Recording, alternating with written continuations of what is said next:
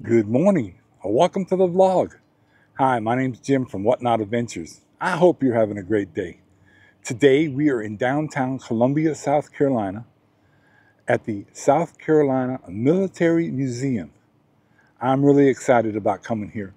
I've looked at their website. It looks awesome. There's like 3 buildings of equipment, vehicles on the outside and inside to see all with history of South Carolina and military service. So, why don't you come along with me and let's see what we shall see.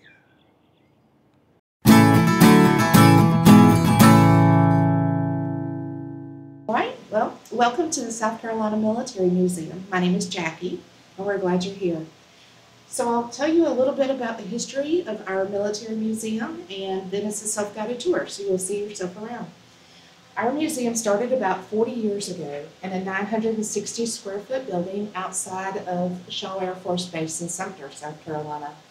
Um, we grew fast, and that little 960 square foot building filled up quickly. So we wanted a bigger building. Hugh McLaurin was our director at that time. He retired, and Buddy Sturgis took his place as the director. Buddy had a lot of pull in South Carolina because he had served in Vietnam with General Westmoreland, and he had called and said, could we get a bigger museum? You know, we need a bigger building, and preferably in Columbia.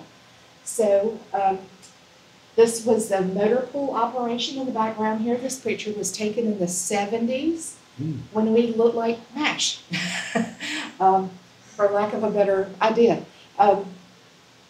So it was the motor pool operation moved out to McCready Training Center. And this building, this garage, became available. So they told buddies, if you could take that old garage and make it into a museum, then you could have that building. So here we are, ta-da, 12,000 square feet later. That's awesome. It is awesome. It's amazing what you can do with an upcycled building, isn't it? So right now we are in Gallery 1. Gallery 1 covers South Carolina military history, roughly from 1700 through Vietnam, and there's an air power hallway. Okay. So when you finish walking through Gallery 1, you will be in a small hallway with bathrooms on your right. That's the most asked question in the museum, where's the restroom? Moving forward, you would be in Battery Bay. There's cannons, a jeep, and a mule in here. Past that, well, there used to be a mud slick here that connected the 2 buildings with a plank, but we've improved on that a good bit, and we have a brick garden atrium here. The brick garden has, you know, we sell memorial bricks for that, so if you would like to purchase one, let us know. Moving forward through there, you would be in Gallery 2. Gallery 2 is military vehicles. The helicopter in the center of the room was the first of its kind issued to the U.S. Army. There are exhibits from World War I through Vietnam around the perimeter. We've taken down the G. Watt exhibit in preparation of putting up a new one that will be in place September 1st. So we hope you come back to see it. Moving through there, in the back left corner is the doorway to Gallery 3. Gallery 3 is a smaller gallery, maybe twice this general size, but it rotates, so every 6 months is something different. Right now it's about military music. In the fall it will be about South Carolina's role in space exploration. Where the old mess hall is back here, we've turned that into a classroom, and today we have summer camp back there. So there's a lot to see and a lot to learn. Usually we have helicopters and tanks and a lark out front, but we have moved those in preparation for our green space that's coming up. Okay. We're going to tear up 40 parking spaces, plant some native trees and grasses, put the vehicles back inside of that area so the public can enjoy it. And we're also going to have a picnic pavilion, so if people drive 2 hours to come and bring their family, they can have a peanut butter and jelly sandwich. That's awesome. Yeah. So we're so glad you came to visit us, and we hope you come back often. Oh, and thank you so much for the information. I really appreciate that. Thank you. Wow, what an introduction to the museum. That was so nice of her to do that for us. I am excited now. This is an amazing start.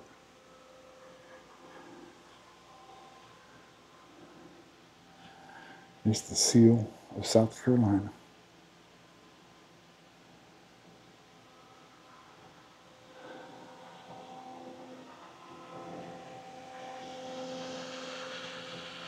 The Congressional Medal of Honor. Created during the Civil War and first authorized by the Navy, the Medal of Honor was intended to recognize the gallant actions of soldiers, sailors, and Marines on the battlefield, as well as seamanship qualities.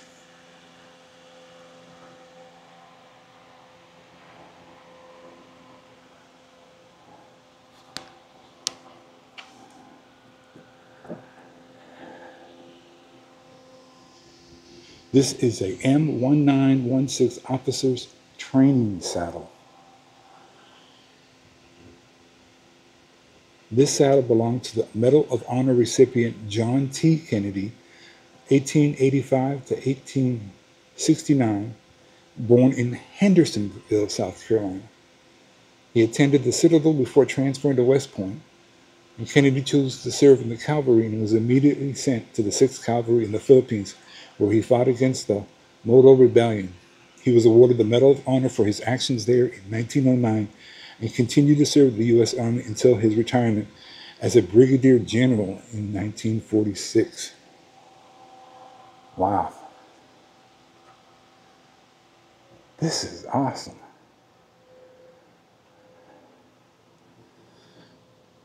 Major General George L. McRee's Colt 1903 with belt and holster.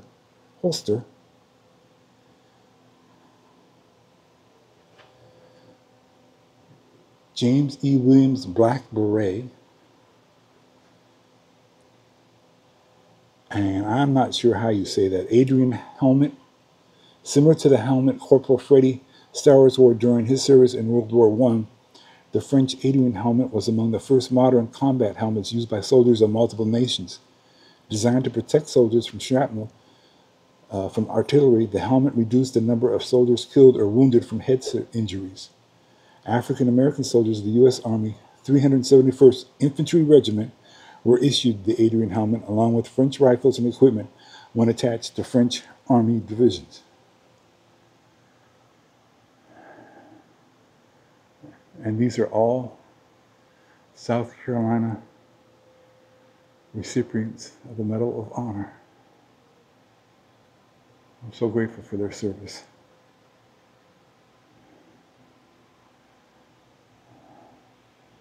Wow.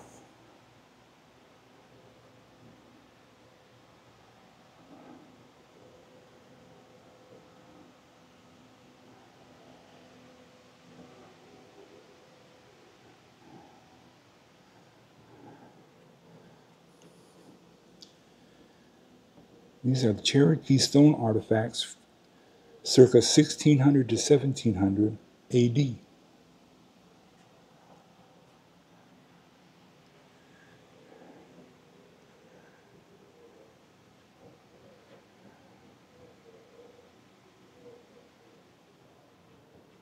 There's so much to see. It's hard to figure out where to start. Establishing a military presence in colonial Carolina.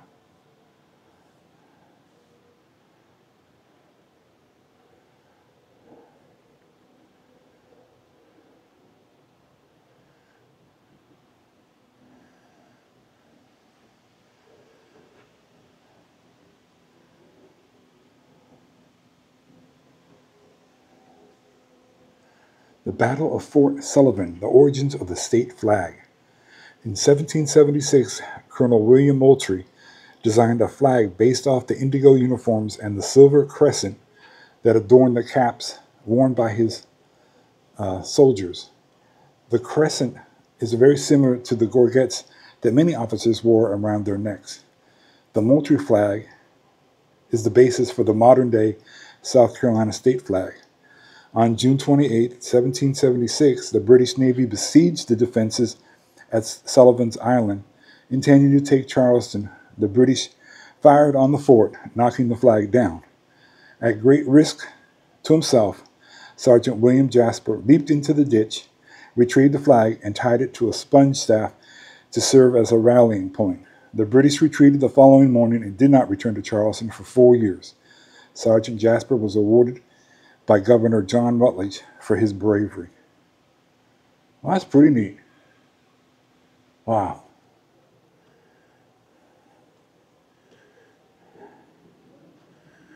This is a portrait of Thomas Sumter.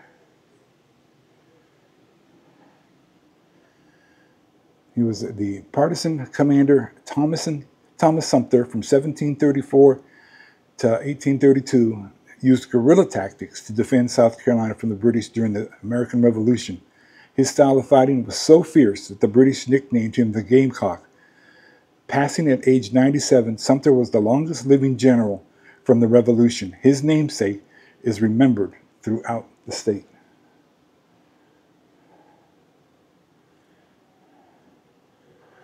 The lighthouse.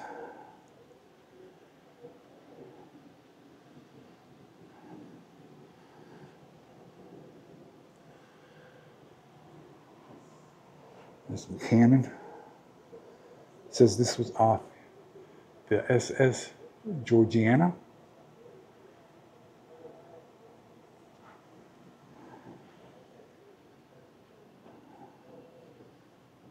This is quite a museum.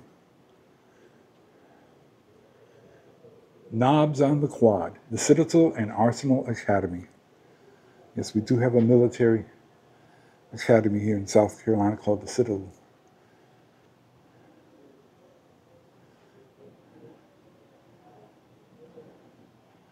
South Carolina and the Civil War.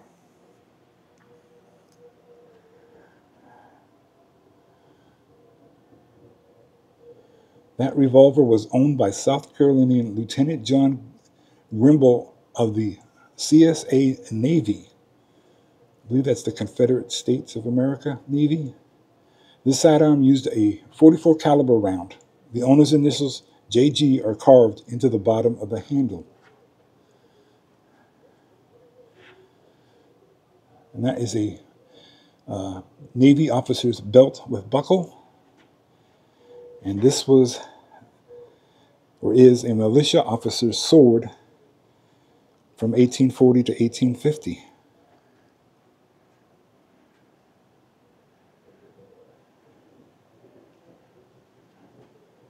Look at all these rifles. Man. And the pistols down here.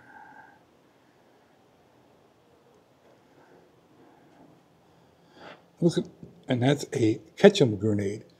Patented in August 1861, the Ketchum grenade used a percussion cap in the nose to set off the powder charge located in the body. They saw limited use and were very unpredictable on the battlefield. Huh.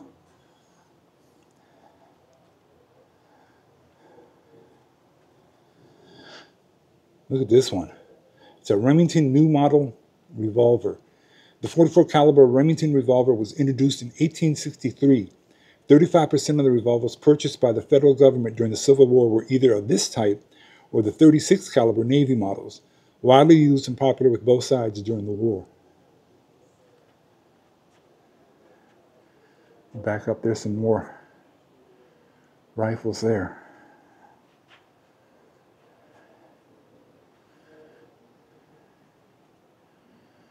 Parade hat, 1891. Owned by Lieutenant Colonel Thomas N. Perry, a first lieutenant of the South Carolina Volunteer Troops and aide-de-camp to Governor Ben Tillman. The style imitates a Prussian pickelhaube.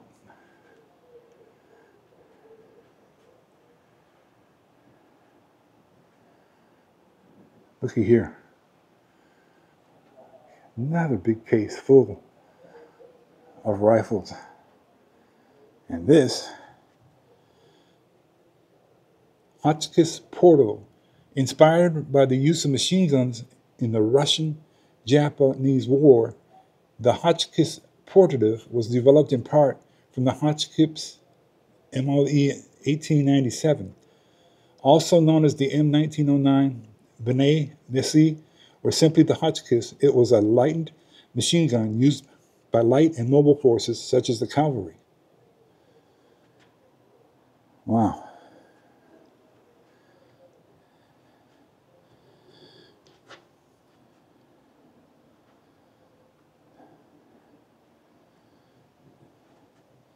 That is a Type 99 light machine gun. Oh, look at this one. This is a PRM, and it entered service in the early 1960s. We got pistols.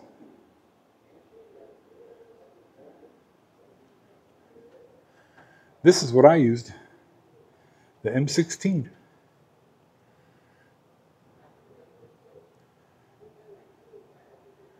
And I was in the Army from 1975 to 1979.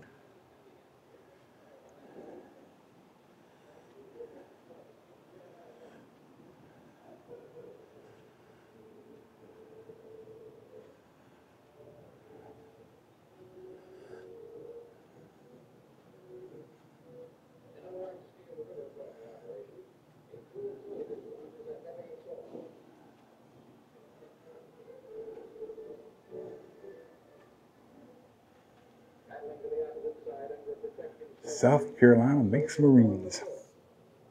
Parris Island, South Carolina became a Marine Corps recruiting depot in 1915. Following the attack on Pearl Harbor in 1941, the depot saw significant expansion from 4 battalions, 2,800 men, to 13 battalions, 15,000 men.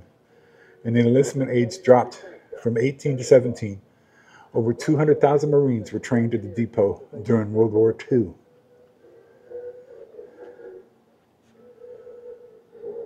Wow.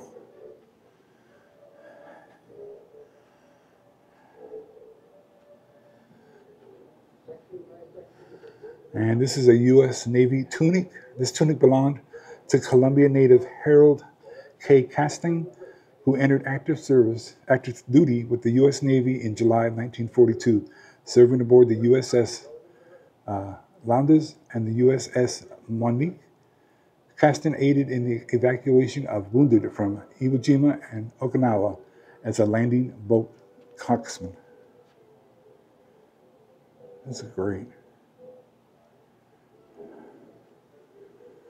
All right, we have weapons from the Revolutionary War of 1750 to 1840. Weapons from the Civil War, 1840 to 1870. The late 1800s, 1870 to 1900. In the late 1800s, 1870 to 1900.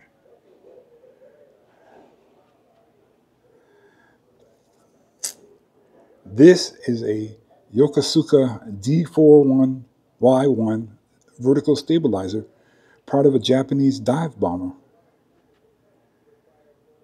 That's pretty neat.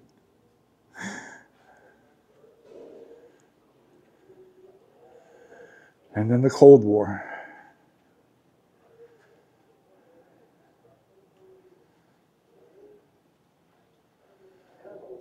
The Korean War.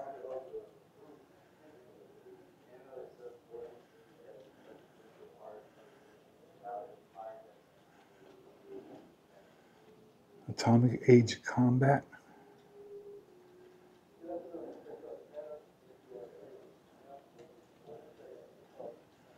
The Vietnam War.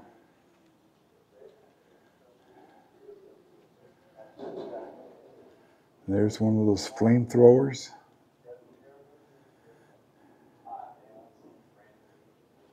Machine gun.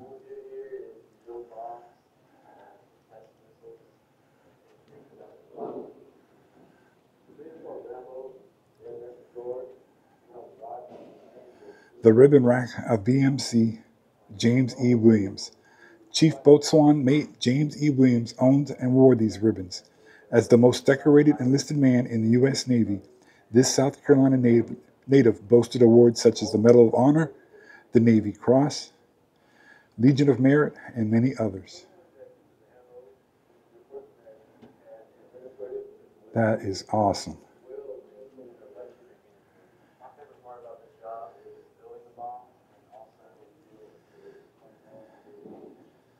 And this is an M28 nuclear weapons system. Huh.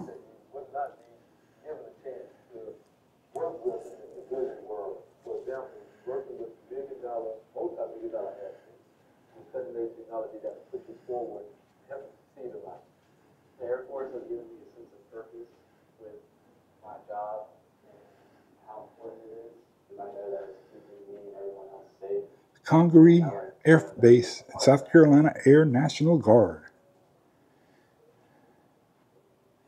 The F-16 Fighting Falcon, the 169th Tactical Fighter Group, Air National Guard. Desert Storm accomplishments: total combat sorties 1,750, total hours 4,445.6. That is amazing.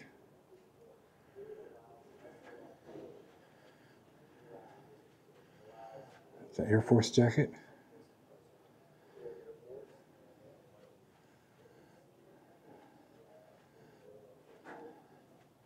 It's a Thunderbird. Paul Bowman. This flight suit was worn by Paul Bowman while he was the maintenance officer of the U.S. Air Force Thunderbird's flight demonstration team. Bowman then served with the 20th Air Wing at Shaw Air Force Base as the deputy commander of the logistics squadron and chief of wing plans. Got to be proud of us South Carolinians. That's for sure.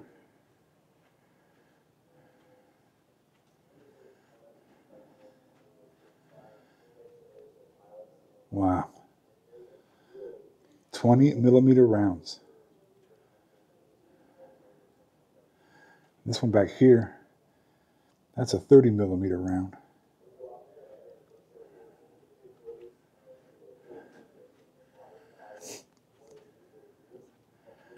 Flyers, coveralls. These coveralls were worn by CW4 Ron Claypool during Operation Southern Watch in Kuwait from 1999 to 2000. He served as an AH-64 Apache assault helicopter pilot in Company B, 151st Aviation Battalion. The name tag is in both English and Arabic. And that's amazing. That really is. Look at the helmet.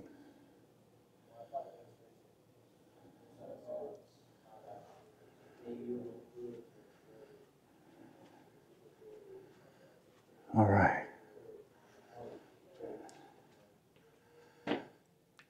Took a little restroom break there. All these models, different tanks.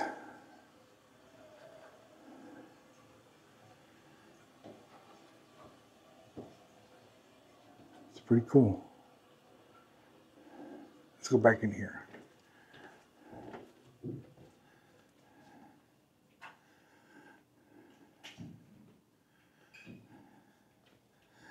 This is the Mechanical Mule, a half-ton truck, four-wheel drive, the M274A5. Huh.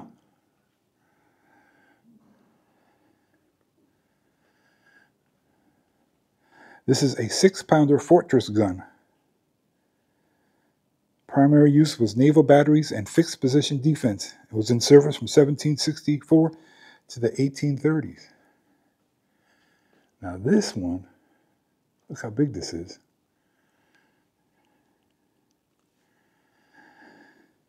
This is a Spanish 18-pounder long gun, and it was primarily used in naval batteries and coastal defense in the service from the 1600s to the 1800s. It weighed 6,000 pounds.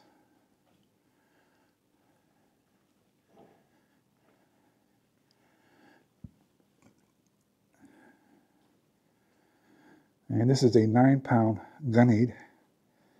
Primary use is naval batteries and fixed position defense. In service 1765 to 1830s. Weighed 600 pounds. Let's go back over here.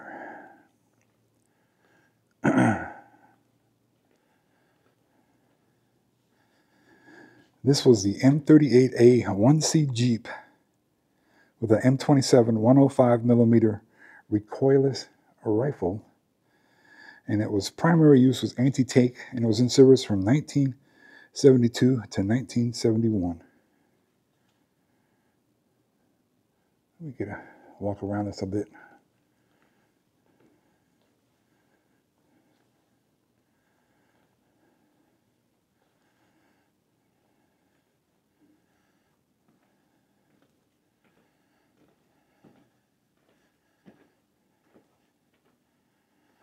And this uniform was an 1881 artillery dress uniform.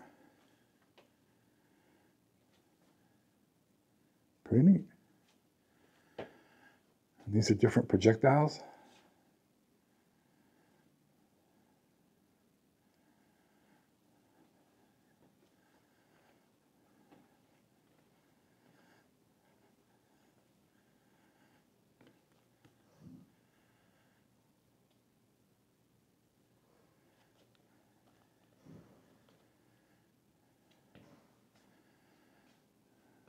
Look at this artillery.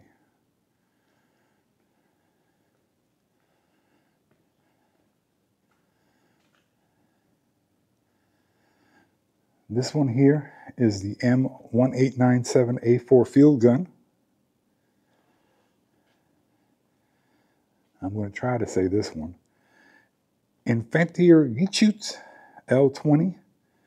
It was produced for the German Army during World War I.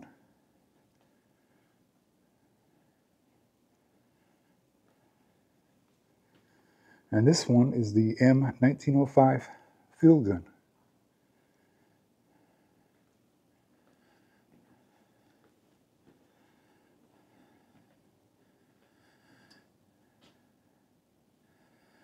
That was the Cohorn Motor,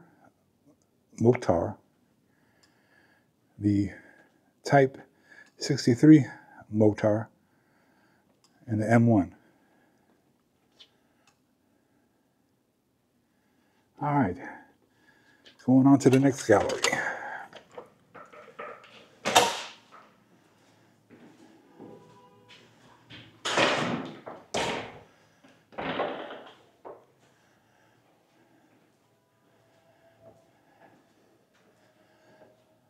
Oh, wow.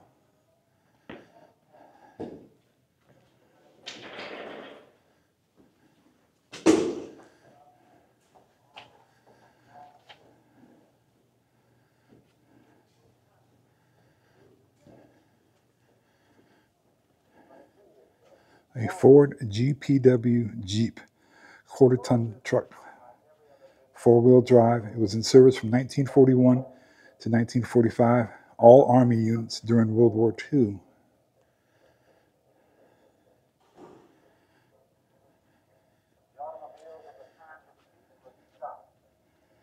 Isn't that neat?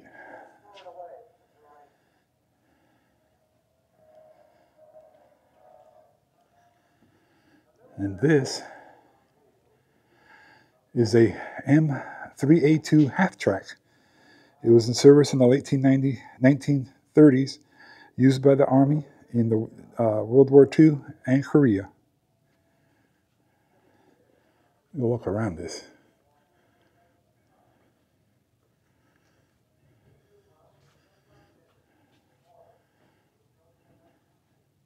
Isn't that something?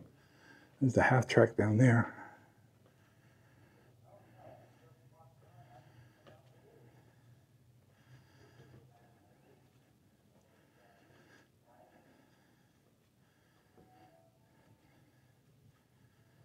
Huh.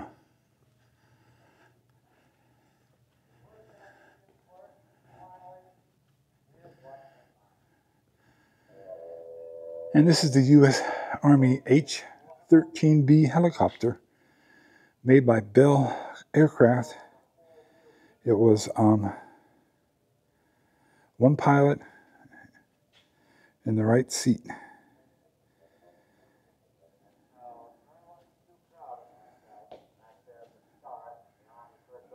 Let's walk around this.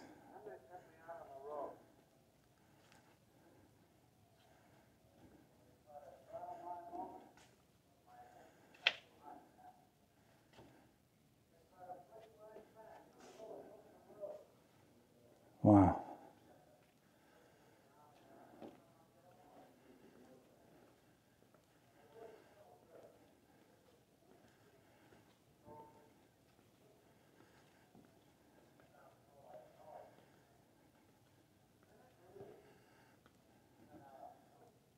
Isn't that neat?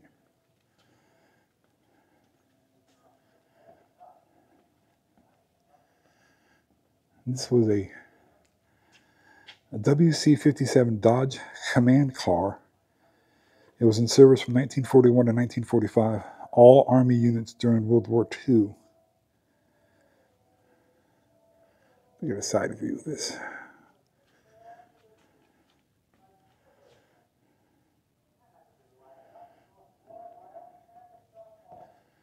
And this Jeep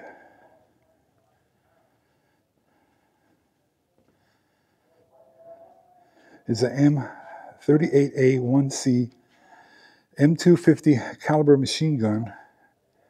It was in service in 1950 and it was used by the 118th Infantry Battalion in Korea. And then this Jeep is the M151A1A2 quarter-ton truck, four-wheel drive, used in 1960s and 70s by all Army National Guard in Vietnam. Let's go back here and look at these displays here.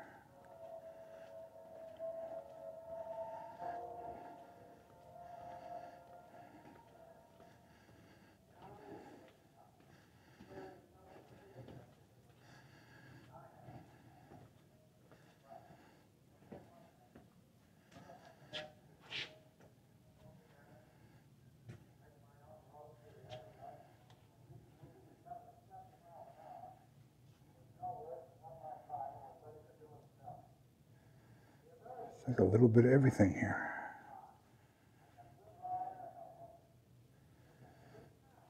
Look at those grenades.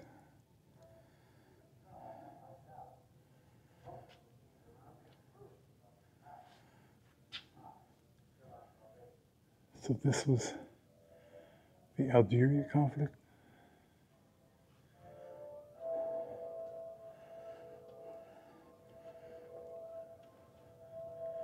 This was the 178th Field Artillery Battalion, the Italian campaign, Operation Avalanche.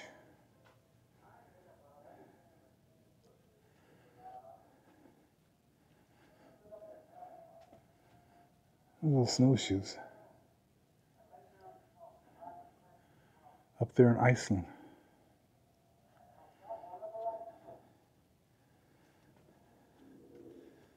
That dress uniform.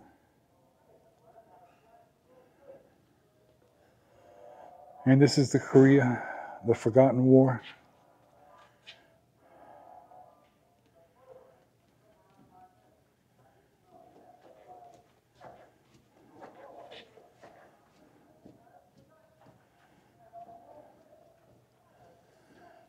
Vietnam, the unpopular war.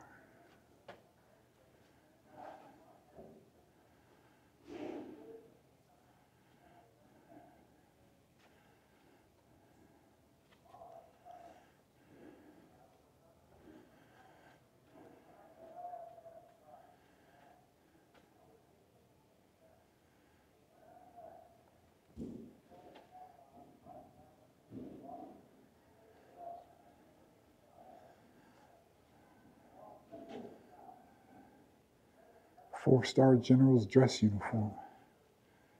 General Westmoreland. There he is.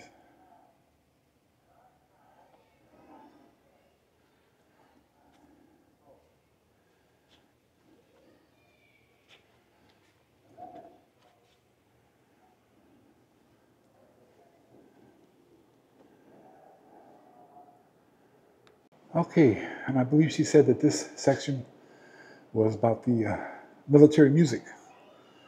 And this says war songs, South Carolina's military music, and that they were an integral part of the military for centuries. In addition to boosting morale and improving quality of life, fifers, drummers, and buglers provided important signaling for communication and troop movements.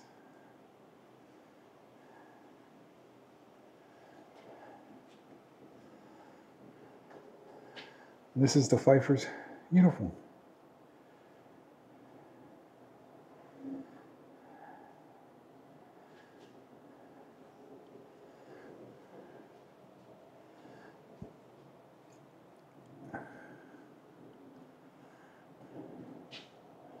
This is a reproduction of an 18th century violin. The term pochette is a French word meaning little pocket. This style of violin was primarily used by dancing instructors throughout the East Coast in the age of the American Revolution.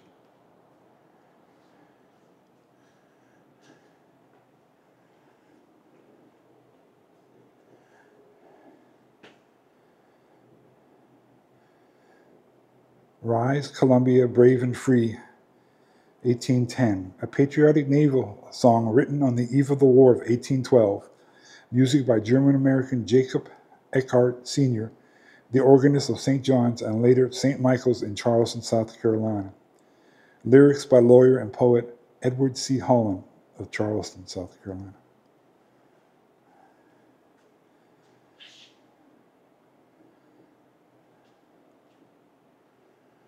The Boogie Woogie Bugles.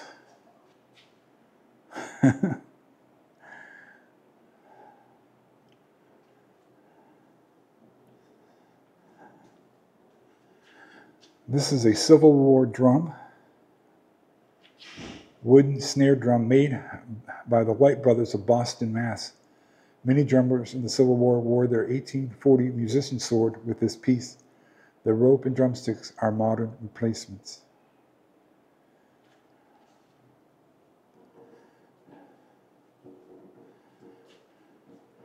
This is the 129th Army Band bass drum, and it was used by the Tennessee Army National Guard's 129th Army Band during World War II.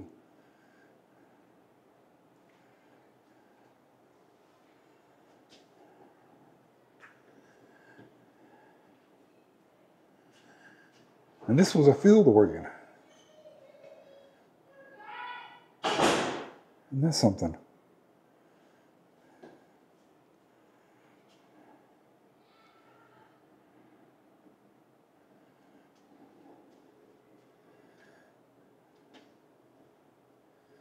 Our record player, like the olive green, you know that was military issue.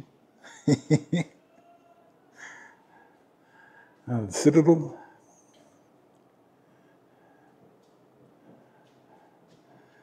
Sumter Guards uniform. This uniform is decorated with many symbols of South Carolina, such as the Citadel buttons, the emblem of the gamecock, the palmetto tree. Children at the Jenkins Orphanage Band were given jackets like this to wear during performances.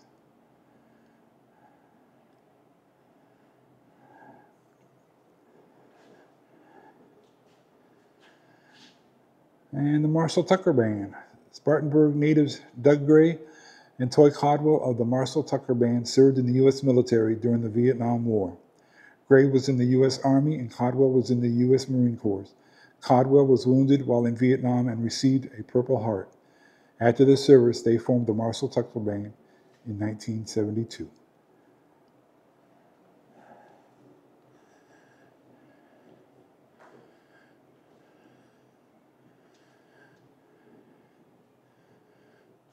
Looks like this is a piece that is being worked on.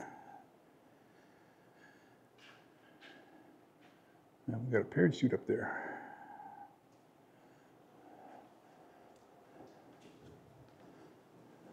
Wow, what did you think? That was an amazing, amazing tour of the museum. I'm so grateful for Jackie's introduction to the South Carolina Military Museum. I got to talk to her for a few minutes afterwards, and she's very knowledgeable, very friendly, and I really appreciate her helping us out with the creation of this video today. Well, folks, it's your turn for you to go out, explore this, that, and the other. You know the whatnots in your life. And until next time, take care, be safe, and bye.